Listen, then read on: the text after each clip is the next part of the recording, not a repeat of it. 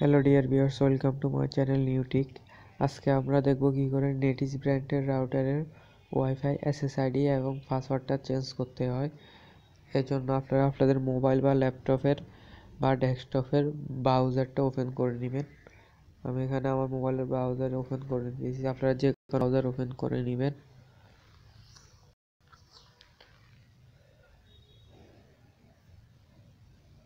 রাউটারে থাকা ব্যাক সাইডের আইপি অ্যাড্রেসটা টাইপ করবেন।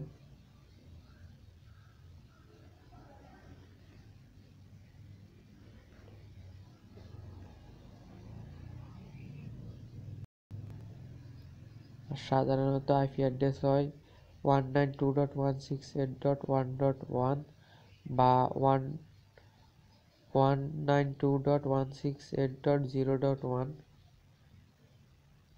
আপনারা দেখতে পাচ্ছেন এখানে ওয়াইফাই সেট আপ, ওখান থেকে 2.4 GHz এসএসআইডিতে আপনারা একটা ওয়াইফাই নেম, আপনারা যে ওয়াইফাই নামটা রাখতে চাইতেছেন ওটা দিয়ে দিবেন, আর বাকিটাকে কেটে দিবেন, যা আছে ওটাকে কেটে দিবেন।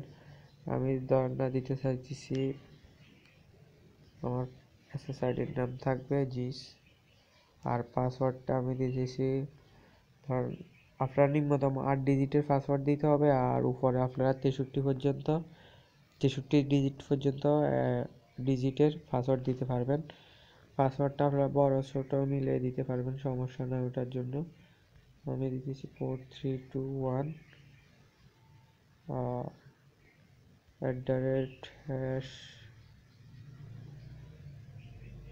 JIS। আমি এখন আপনি এখানে নিচে যাই, সেভ করে দিবেন। আপনার রাউটারটা একবার রিবুট নিবে।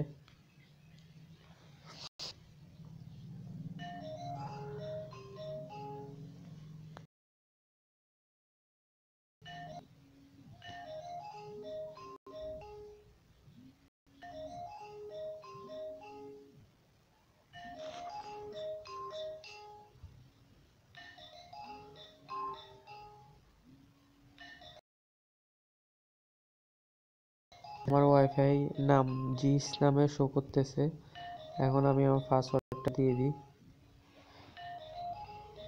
আমি পাসওয়ার্ড দিছিলাম 4321